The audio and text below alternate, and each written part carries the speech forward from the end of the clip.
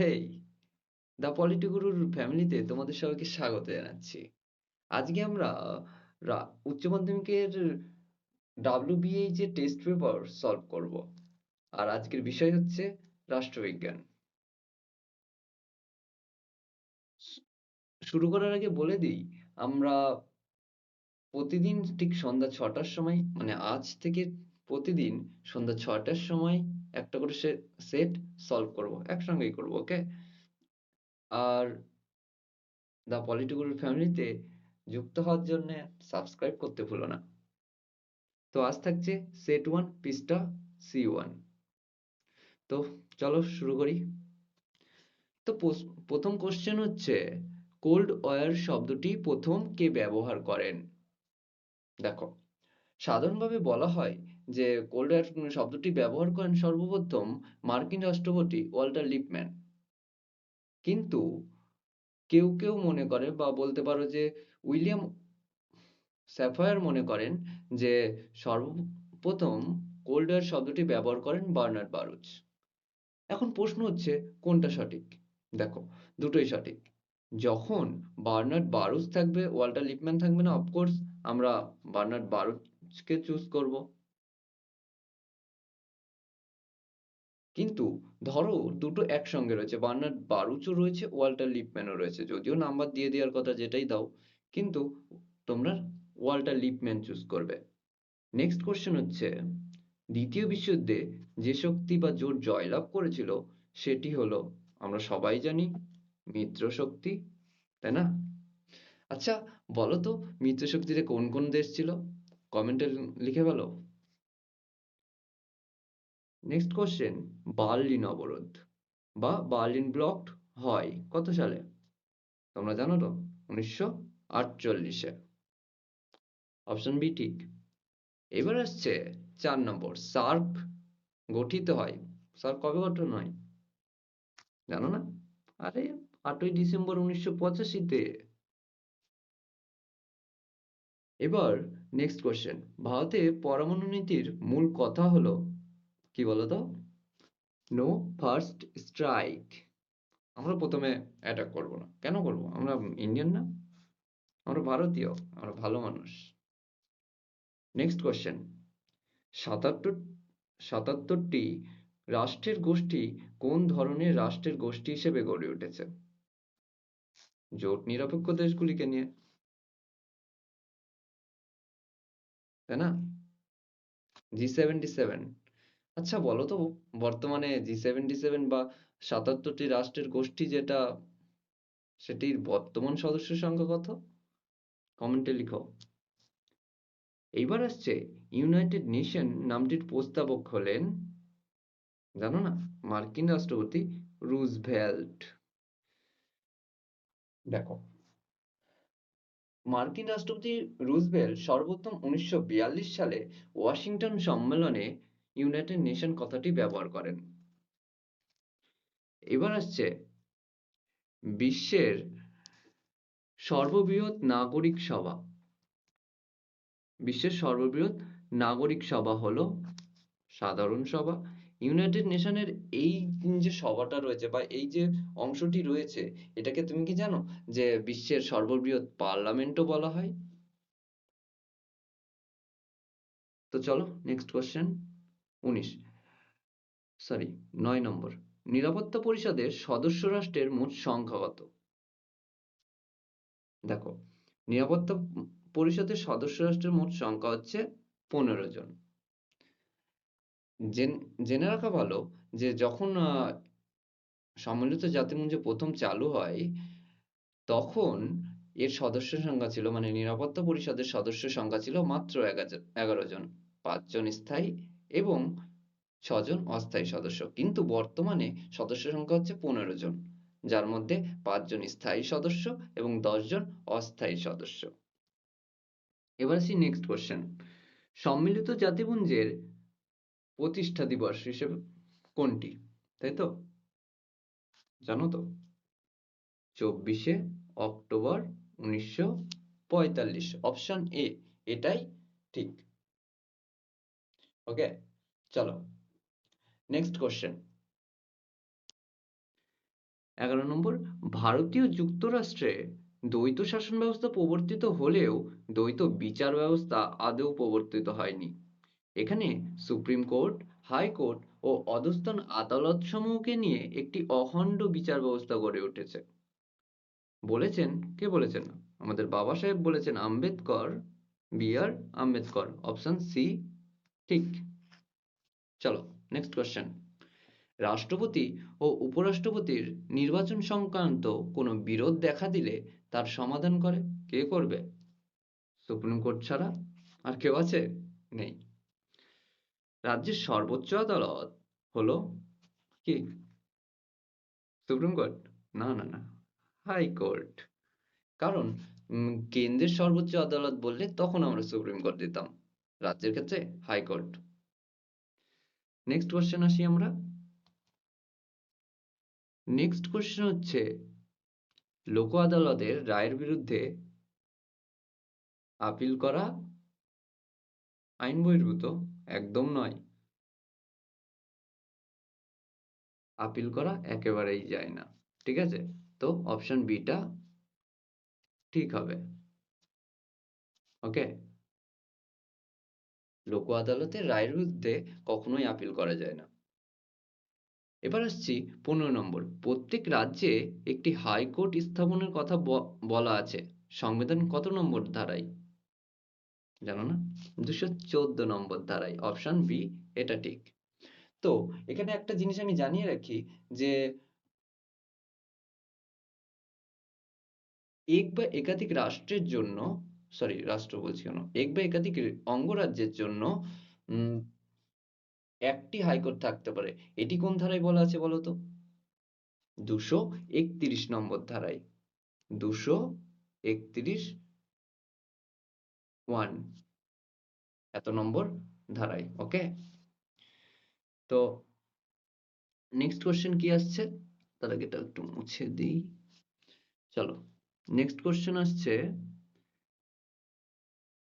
ভারতের সুপ্রিম কোর্টের কার্যক্ষেত্রকে ভাগ করা হয়েছে 4 ভাগে। ওকে, নেক্সট আসছি, রাজ্যসভার 1/3 সদস্য কত বছর অন্তর অবসর গ্রহণ করেন? দেখো, রাজ্যসভা একটা স্থায়ী সভা, তো সেই সেই জন্যই রাজ্যসভার 1/3 সদস্য প্রতি 2 বছর অন্তর অবসর গ্রহণ করে। ওকে, তো অ্যান্সারটা কি হবে? সরি সরি, প্রতি 2 বছর অন্তর অবসর গ্রহণ করে। নেক্সট আসছে, দ্য প্রেসিডেন্সিয়াল ইয়ার্স বইটির লেখক কে? কে জানো? আমাদের বাঙালির গর্ব প্রণব মুখার্জি। এবার আসছি 19 নম্বর কোশ্চেনে। দৃষ্টি আকর্ষণী প্রস্তাব কে নির্ভেজাল একটি ভারতীয় উদ্ভাবন বলে অভিহিত করেছেন কে বলো তো? কে? সুভাষ কাশ্যপ। কারণ 1954 সালের আগে এই যে আমাদের ভারতীয় সংসদে এই যে দৃষ্টি আকর্ষণী প্রস্তাবের মতো অন্য কোনো প্রস্তাব ছিল না। এটাই 1954 সালে সর্বপ্রথম ঘটে। তাই সুভাষ কাশ্যপ বলে উম এটা একটি নির্ভেজাল একটা ভারতীয় উদ্ভাবন। সরি। নেক্সট কোশ্চেন হচ্ছে, পশ্চিমবঙ্গ থেকে লোকসভার সদস্য সংখ্যা হলো, বলো কথা? 42। চলো এবার আসি 21 নম্বর। নির্বাচনের পর গ্রাম পঞ্চায়েতের প্রথম সভা আহ্বান করেন কে? দেখো, নির্বাচনের পর গ্রাম পঞ্চায়েতের প্রথম সভা আহ্বান করেন বিডিও। কারণ দেখো, সেই সময় না রয়েছে কোনো পঞ্চায়েত প্রধান, তখন তো বা উপপ্রধান কেউই নেই। সেই অনুসারে বিডিও সাহেবকেই কি করতে হয়? প্রথম অধিবেশন ডাকতে হয়। এবার আসি আমরা নেক্সট কোশ্চেনে। স্বায়ত্তশাসনের ইতিহাস পাওয়া যায় ভারতের প্রাচীন যে গ্রন্থ থেকে, সেটি হলো, দেখো এটা হবে নিশ্চয়ই অর্থশাস্ত্র। অনেক জায়গায় বা বইতেই তুমি দেখবে স্বায়ত্তশাসনের ক্ষেত্রে সব থেকে বেশি বর্ণনা পাওয়া যায় মেগাস্থিনিসের রচনায়, কিন্তু মেগাস্থিনিস তো ভারতীয় ছিল না, না হলে এটা ইন্ডিকা হতো যদি মেগাস্থিনিস ভারতীয় হতো। বোঝা গেল? এবার আসি নেক্সট কোশ্চেন। কলকাতা পৌর নিগম আইন প্রণীত হয়েছিল কত সালে? 1980-তে। Next question. কাউন্সিলর পদপ্রার্থীর বয়স কমপক্ষে হতে হবে কত? 18 বছর? না, আমরা 18 বছর হলে ভোট দিতে পারবো, কিন্তু কাউন্সিলর হতে গেলে 21 বছর। আচ্ছা বলো তো কাউন্সিলর কাদের বলে? কমেন্ট করো। চলো এবার আমরা 2 দাগের কোশ্চেন গুলো সলভ করি, এসিকিউ গুলো। তো প্রথম কোশ্চেন রয়েছে, 1 দাগের ওয়ারশ চুক্তি কবে স্বাক্ষরিত হয়? দেখো, ইউরোপের সমাজতান্ত্রিক যে দেশগুলো ছিল সেই দেশগুলি সাধারণত ওয়ারশ চুক্তি স্বাক্ষর করেন কত সালে? উনিশশো 1955 সালের 14ই মে। ওকে, বোঝা গেল? গুড। সঙ্গেই আরেকটা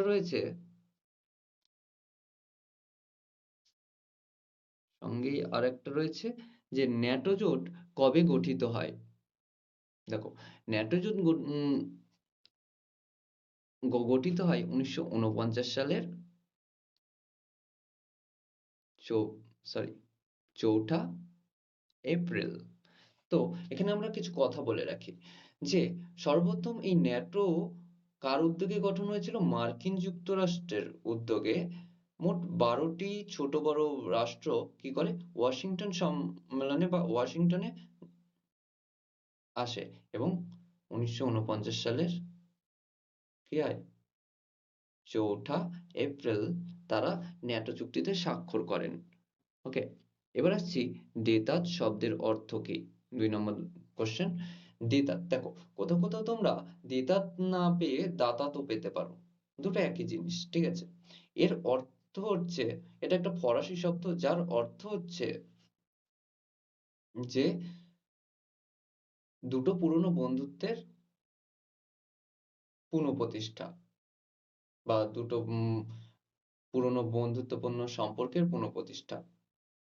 কোথাও কোথাও তুমি পাবে উষ্ণতার প্রশমন, ঠিক আছে? আবার বলতে পারো দুটো অবিশ্বাসতর বা দুটো অবিশ্বাসপূর্ণ সম্পর্ককে সহজ করে তোলা। ওকে, এবার আসছে 3 নম্বর, সুয়েজ সংকট কবে দেখা দেয়? দেখো, সুয়েজ সংকট দেখা দিয়েছিল 1956 সালে। বোঝা গেল? তো আমরা নেক্সট কোশ্চেনে চলে আসি। কোন কোন দেশ নিয়ে ব্রিক্স তৈরি হয়? খুব সহজ। দেখো, ব্রিক্স যেটা রয়েছে তার প্রতিটা কি লেটার থেকে আমরা এক একটা দেশের নাম পাবো। বি থেকে ব্রাজিল, আর থেকে রাশিয়া, আই থেকে ইন্ডিয়া, সি থেকে কি চায়না, আর এস থেকে সাউথ আফ্রিকা। চলো নেক্সট কি আসছে?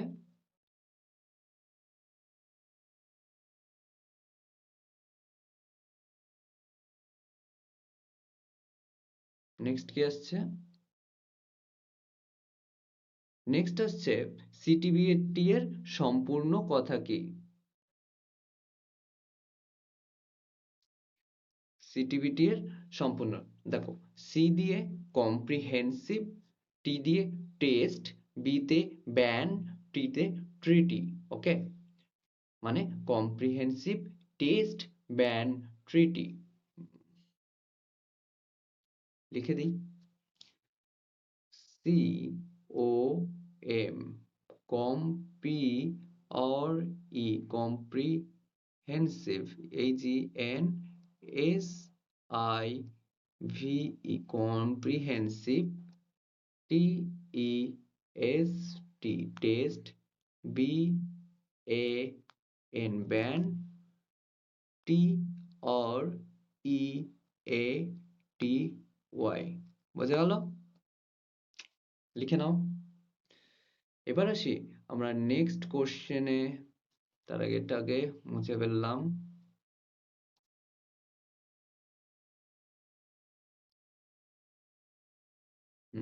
নেক্সট কোশ্চেন কি আসছে? সার্কের সম্পূর্ণ রূপটি লেখো।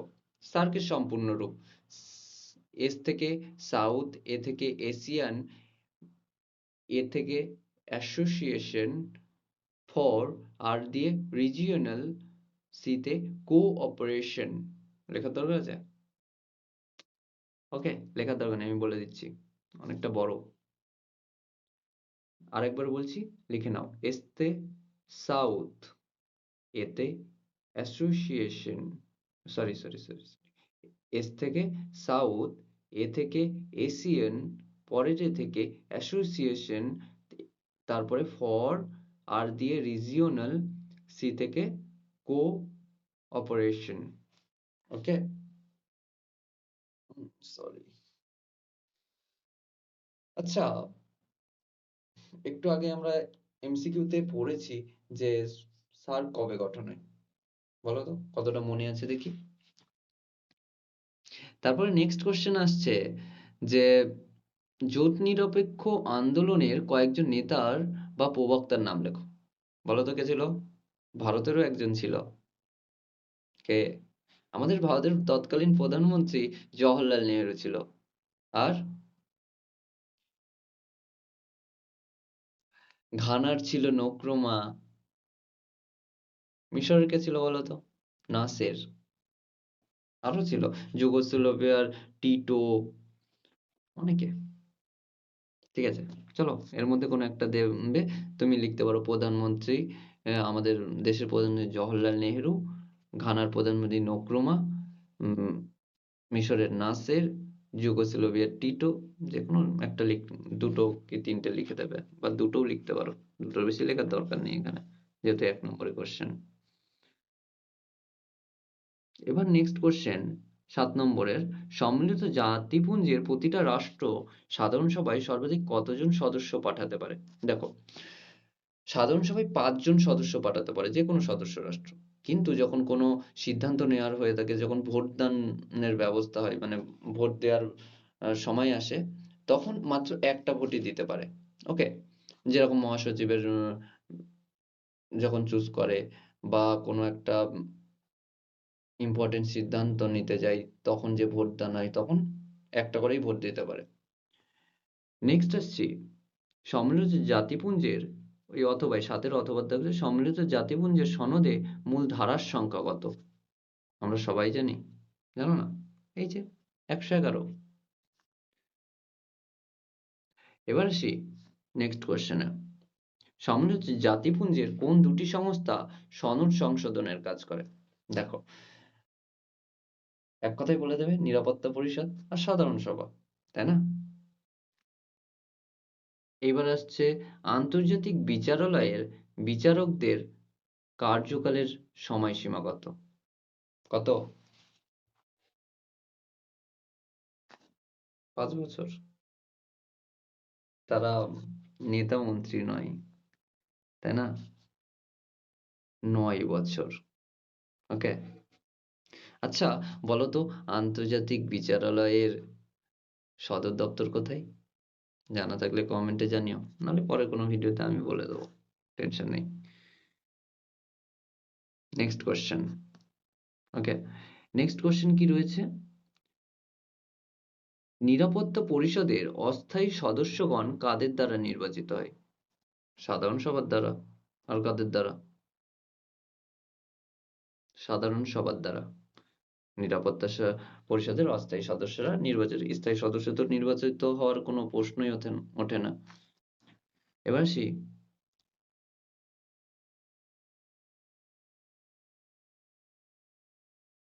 ও সম্মিলিত জাতিপুঞ্জের, একটু এদিক ওদিক গেছে, দেখে নিও। এবার আসছি 10 নম্বর, সরি 9-এর অথবা দাগের কোশ্চেনে। অর্থনৈতিক ও সামাজিক পরিষদের বর্তমান সদস্য সংখ্যা কত?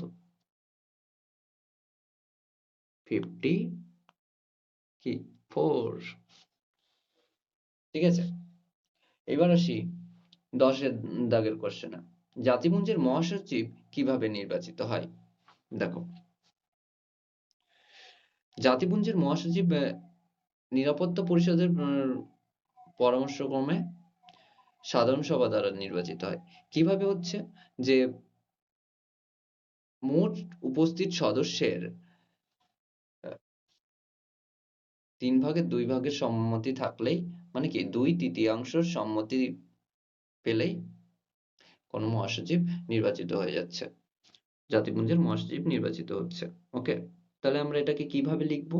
যে নিরাপত্তা পরিষদের পরামর্শক্রমে সাধারণ সভার উপস্থিত সদস্যের মধ্যে 2/3 সদস্যদের সম্মতিক্রমে জাতিপুঞ্জের মহাসচিব নির্বাচিত হন।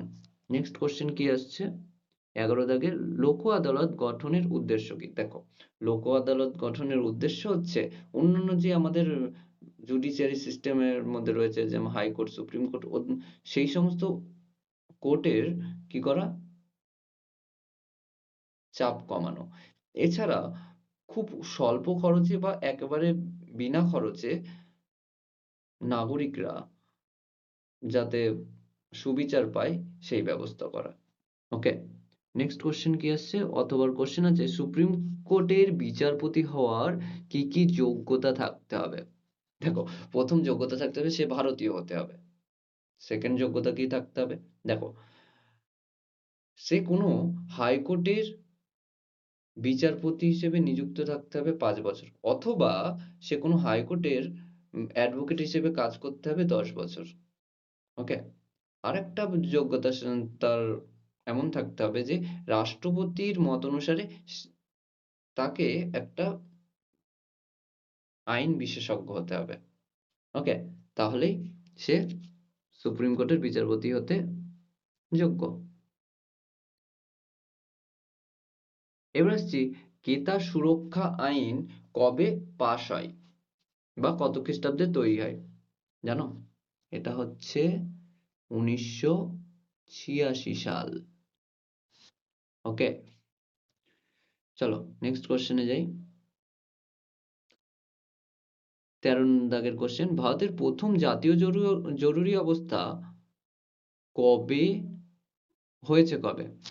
কবে বলো? আর কতবার হয়েছিল? 3 বার হয়েছিল। প্রথম হয়েছিল 1962 তে। তারপরে হয় 1971 এ। তারপরে 1975 এ। এই 3 বার সাধারণত হয়েছিল। ওকে? এবার আসি আমরা নেক্সট কোশ্চেনে। নেক্সট কোশ্চেন কি আসছে? অথবা 13 অথবা যে পার্লামেন্টের উভয় কক্ষের অধিবেশনে আহ্বান করেন কে? পার্লামেন্টের উভয় কক্ষের অধিবেশনে আহ্বান করেন কে?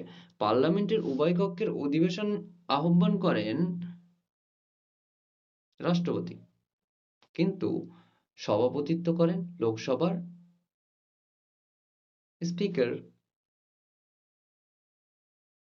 এবার আসি নেক্সট কোশ্চেন কি আসছে?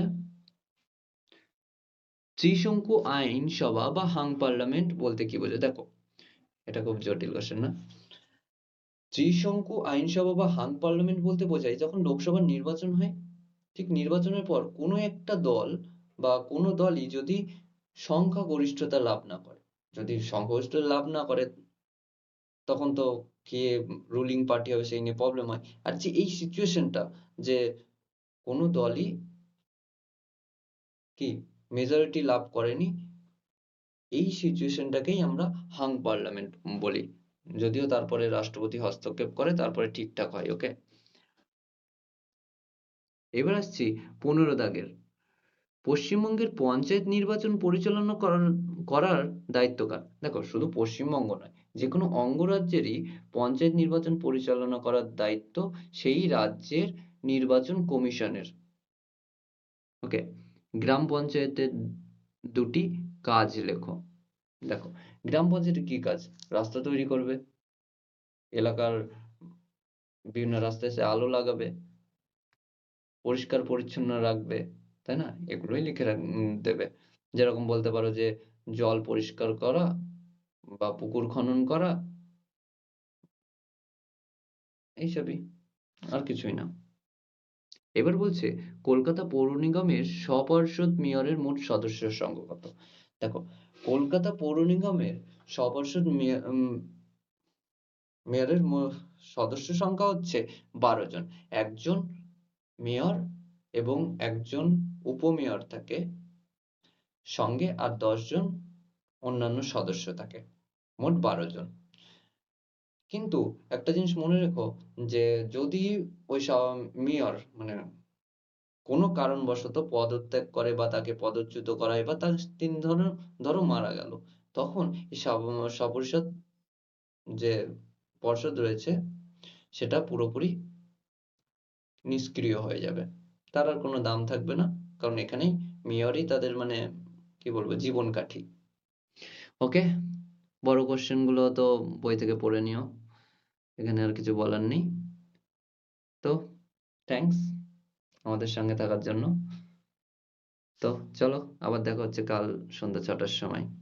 আর হ্যাঁ, কোনো যদি প্রবলেম থাকে আমি কমেন্ট বক্সে আমাদের এই দ্য পলিটি গুরুর ফেসবুক পেজটা দিয়ে দেবো, লিঙ্কটা দিয়ে দেবো, ওখানে তোমরা